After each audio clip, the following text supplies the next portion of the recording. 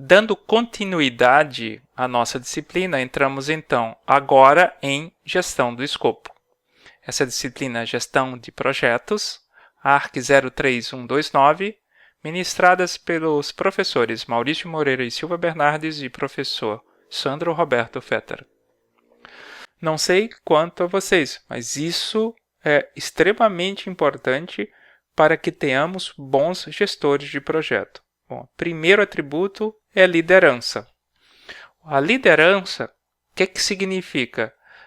Você ser líder, é você usar da sua influência interpessoal nos processos de comunicação visando o alcance das metas especificadas. Então, você vai mostrar o caminho para as pessoas. Você vai usar essa sua influência. E aí, olha, dentro do processo de comunicação, você precisa saber se comunicar. Bons líderes são bons comunicadores. E nesse processo, saber que quem está trabalhando com você não são máquinas, são seres humanos. Cada um tem seus objetivos individuais, suas motivações próprias. E a gente deve, como gestor, através de um bom processo gerencial, mostrar caminhos para essas pessoas para que elas venham se automotivar, para que elas se motivem para as tarefas e para o nosso projeto. Um bom gestor ele deve ter também credibilidade técnica, isso é, possuir conhecimento técnico para conduzir o projeto. Isso não significa ser um especialista na tecnologia relativa a um produto do projeto, não, mas tem embasamento técnico, ele sabe sobre uma determinada tecnologia. Ele não pode saber, por exemplo, detalhes ou especificidades daquela tecnologia em si.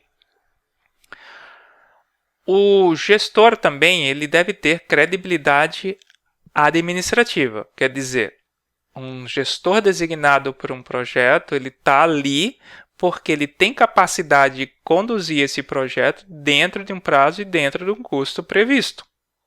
Então, esse é da essência, você conseguir entregar dentro do prazo e custo previsto, mas também dentro do escopo requerido, dentro da qualidade requerida também, isso é muito importante. Um gestor de projeto ele deve ser hábil, né, na parte da comunicação. Essa questão de você saber se comunicar é muito importante. Você saber estabelecer a melhor forma de receber e transmitir informações entre todas as partes interessadas. Por quê? Porque não adianta você estar mandando um cronograma de projeto extremamente detalhado para um cliente que não vai entender ou não tem interesse em ter aquelas informações. Mas informá-lo sobre o andamento do projeto em determinados deadlines, isso é importante. Então, até o formato da informação que se a gente for enviar para ele deve ser trabalhada de acordo com suas necessidades. O gestor também ele deve ter conhecimento das ferramentas e técnicas de gestão, quer dizer, saber como e onde aplicá-las.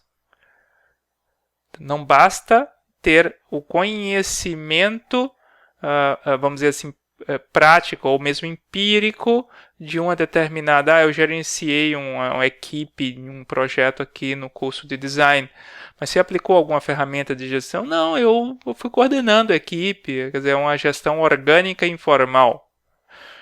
Existem ferramentas e técnicas de gestão que nós podemos utilizar para termos uma maior visibilidade em termos de dados, de informações, para podermos tomar melhores decisões e decisões mais eficazes. Um gestor de projeto também ele deve ter a capacidade de promover motivação na equipe de projeto. E aí é promover motivação. Você não consegue motivar ninguém. A motivação vem de dentro para fora. Eu não imponho motivação para as pessoas que se motivam. E isso pode começar a partir do momento que você passa a ouvir mais, colaborar mais, aceitar a sugestão das pessoas e reconhecer serviços bem feitos também. O gestor, um bom gestor, ele também é hábil em resolver problemas. E resolver problemas significa ter a habilidade de reconhecer um problema e sua causa raiz. A planilha de elaboração e acompanhamento do plano semanal que apresentamos nas aulas anteriores, elas são essenciais para a gente identificar esses problemas. Agora, isso não deve parar na identificação. A gente deve mapear, identificar, ver sua frequência e agir sobre os problemas para que eles não venham a acontecer. O gestor também ele deve ter a habilidade de selecionar a melhor solução para a solução dos problemas. E aí, nesse caso, ele deve ser hábil em solução de conflitos. Eu vou pedir para que vocês, com relação a esse tópico, vocês revejam a aula de gestão de pessoas, que nós trabalhamos exatamente em um dos módulos da aula de gestão de pessoas sobre a questão de negociação em conflitos. Lembrando que a existência de conflitos sempre vai existir nos projetos, e é importante que você se prepare bem para você poder resolvê-los da melhor forma possível.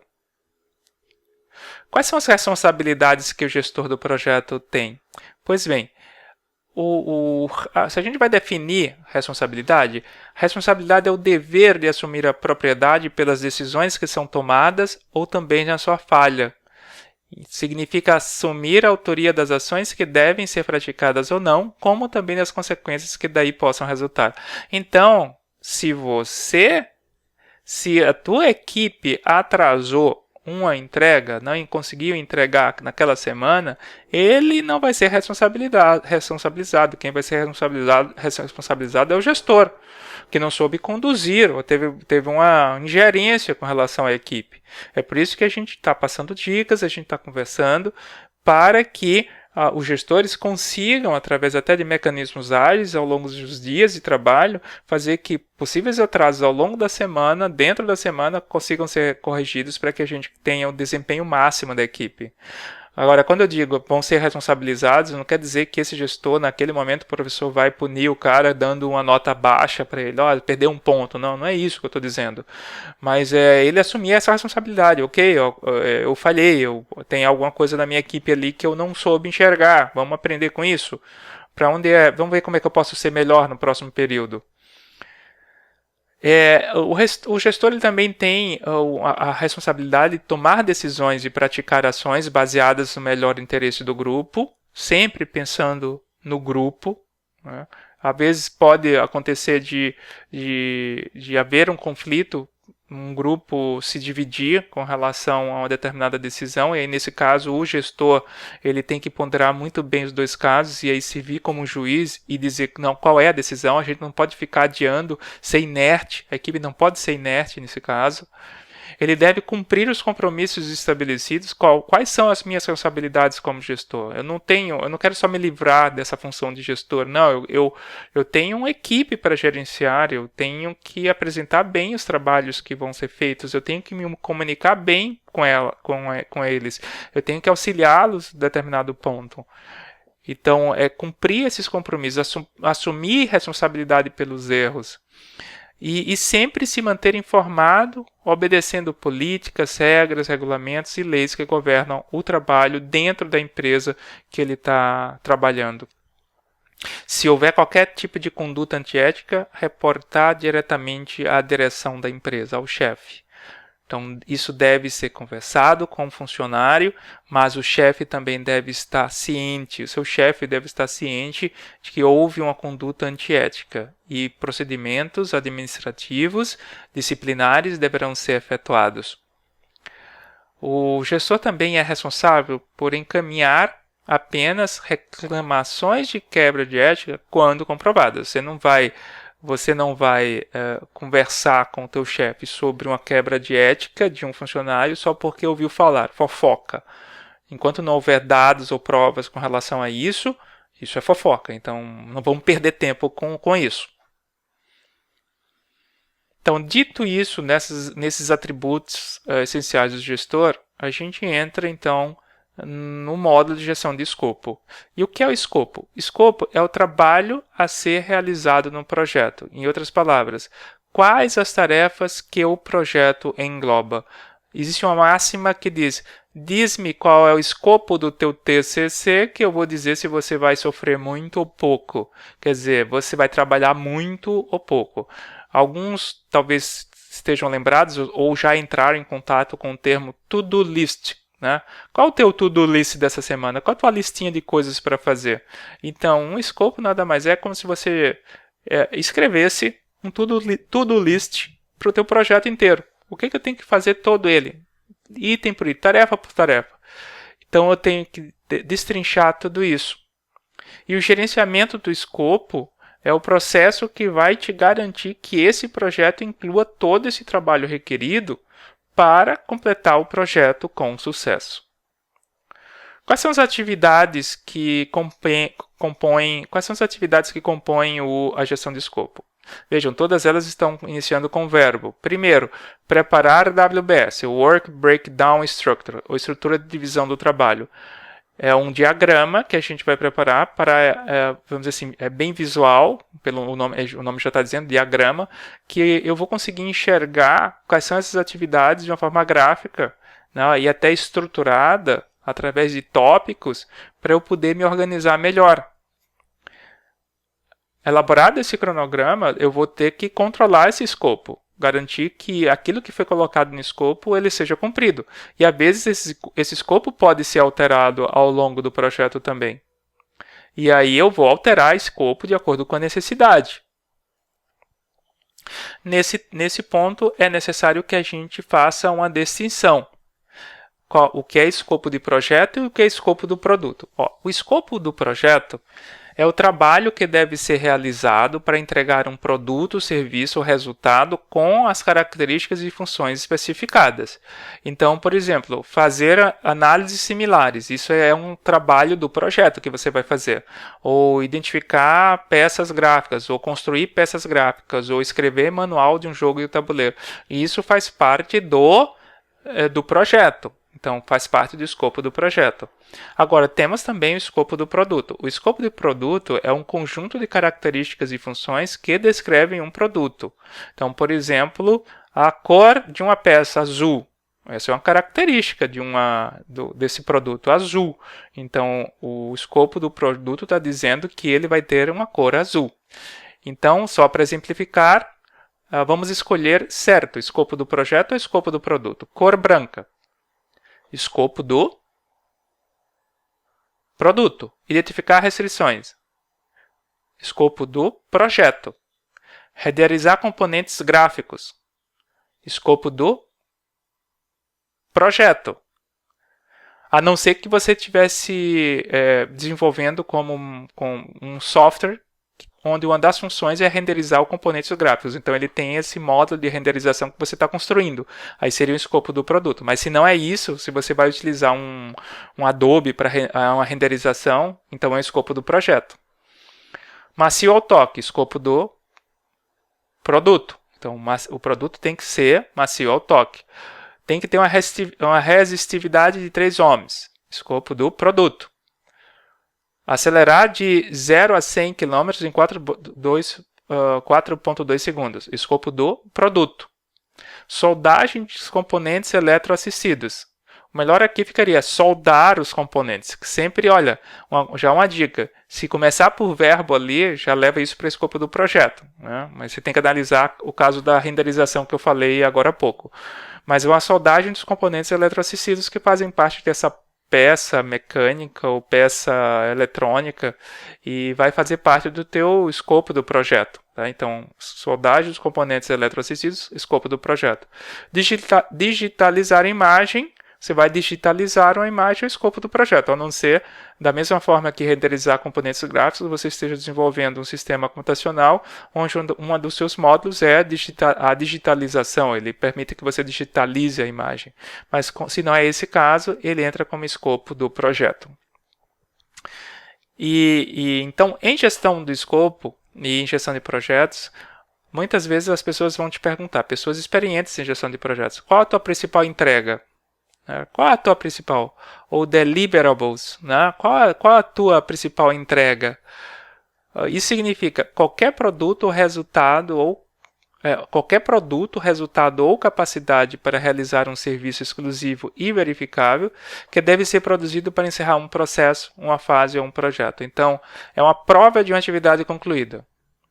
E é interessante a gente saber muito bem qual é a entrega para a gente negociar muito bem o que é que a gente vai entregar para o nosso cliente.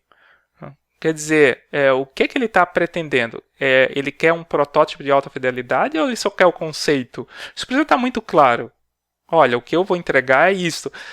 E você até num contrato de trabalho, a gente vai falar em contrato no curso mais adiante, você pode até ter um não escopo, quer dizer, o que eu não vou entregar, quer dizer, eu não vou entregar o protótipo. No caso do nosso joguinho que a gente está desenvolvendo, vocês vão entregar um protótipo de alta fidelidade. Né? Um protótipo de alta fidelidade. Para o caso do ensino remoto, esse protótipo não será de alta fidelidade tangível, ele será virtual apenas, conforme foi falado nas aulas introdutórias. O diagrama que utilizamos para a parte gráfica, para a explicitação gráfica do escopo, é o WBS, que é o Work Breakdown Structure, que também é conhecido como EAP, Estrutura Analítica do Processo, ou também é conhecido como EDT, Estrutura de Divisão das Tarefas. Existe um sistema computacional que permite a gente trabalhar graficamente, e o interessante dele é que ele permite a exportação do diagrama para o project, muito bem organizado. Ele custa em torno de $200, pelo menos esse era o valor da última vez que eu vi no site Critical Tools. Mas não é necessário que você compre ou baixe um trial dele. Você pode fazer muito bem usando os sistemas que vocês utilizam para fazer fluxogramas, desde que eles tenham organogramas, porque o WBS é muito parecido com organograma. É algo... isso, por exemplo, é um escopo de um projeto de uma festa de 15 anos. Veja, eu começo aqui sempre, é uma hierarquia, parece um organograma. Um organograma diria presidência, diretor comercial, e depois tem setor técnico, e depois tem funcionários atrás, embaixo, né?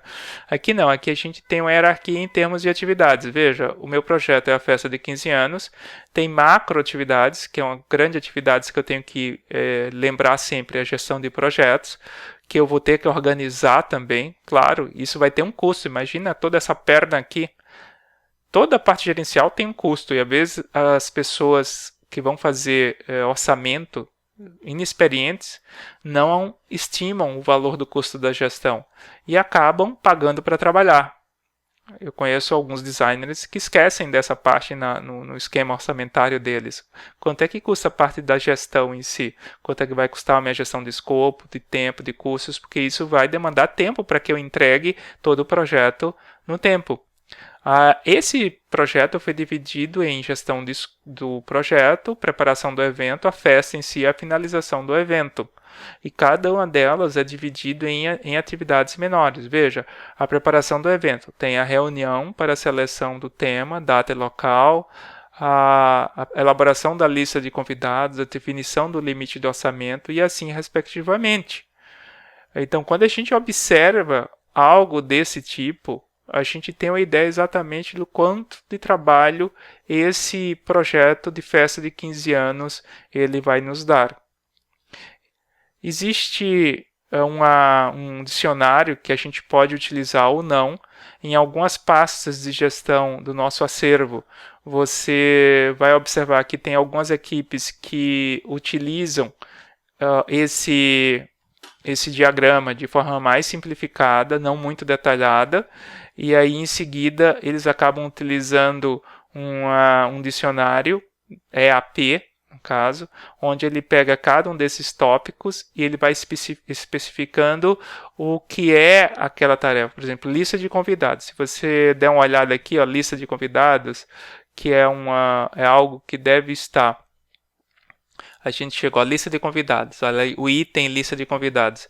Tá, o que é essa lista de convidados? Aí tem uma especificação, ó, deverá conter apenas parentes do aniversariante e parentes apenas que moram no Rio Grande do Sul, é um critério de aceitação. Eu posso ter alguns critérios de aceitação daquela tarefa, né, para prova de atividade concluída, exatamente de acordo com alguma especificação do meu cliente também nesse caso.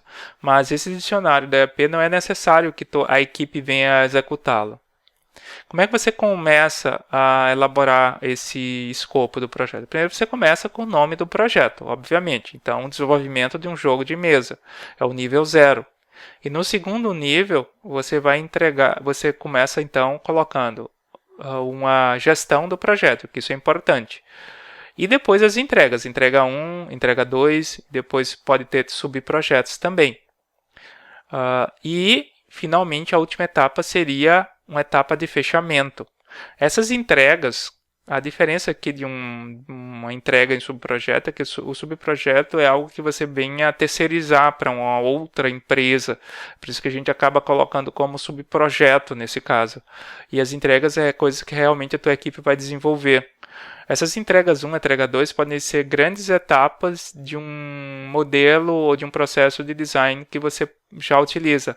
Pode ser do Yurik, pode ser do Baxter, se você quiser, ou alguma combinação que você já pensa em utilizar de métodos de design que você já vem trabalhando com alguns professores de outras disciplinas. Aí seriam as grandes etapas. Né? Pode ser análise contextual, ou a fase analítica, depois tem uma fase sintética, depois tem uma fase conceitual, e seja lá o que for. Tá? Depende disso, então, você pode utilizar a metodologia que você quiser aqui, mas claro, deixe seja coerente também. Pode ser metodologias adaptadas, pega o Baxter junto com o Yurik ou com outro. Tá? E aí, o que acontece? Ó? E aí você vai detalhar cada um das perninhas, por exemplo, gestão de escopo, a gente vai ter gestão do projeto, a gente vai ter a gestão do escopo, gestão do tempo, gestão de custo, gestão da qualidade, gestão do pessoal, e as várias entregas de cada um deles.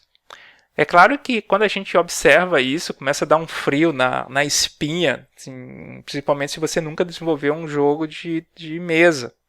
Mas o bom é saber que nossa empresa, a Bernardes e Fetter Corporation, uma vez que a gente gamificou essa disciplina, ela dispôs dentro do Moodle, do Ava, o acervo de pastas de gestão anteriores, que serve como nosso banco de dados históricos da empresa. Que aí você vai exatamente analisar esses EAPs ou esses WBS, né? Eu não recomendo que você comece do zero no teu projeto. Eu recomendo que você pegue um já existente e em cima dele você vai analisando, até pega um ou dois, ou pega um, escolhe um e deixa um outro do lado diferente e você vai fazendo revisões, sessões e cortes para ter o seu. Por exemplo, isso aqui faz sentido nesse aqui, mas não faz sentido para a gente. O que quer dizer essa tarefa aqui que os caras colocaram? Será que a gente não poderia mudar para uma outra tarefa? E assim, respectivamente. E aí você pode ir dividindo, pode ir detalhando, decompondo as entregas parciais até um nível que detalhe e viabilize o planejamento e controle em termos de tempo, custo, qualidade, risco, atribuição de responsabilidades e contratação, se for o caso. Tá? Mas o uso dessa referência de pastas anteriores vai ser muito importante.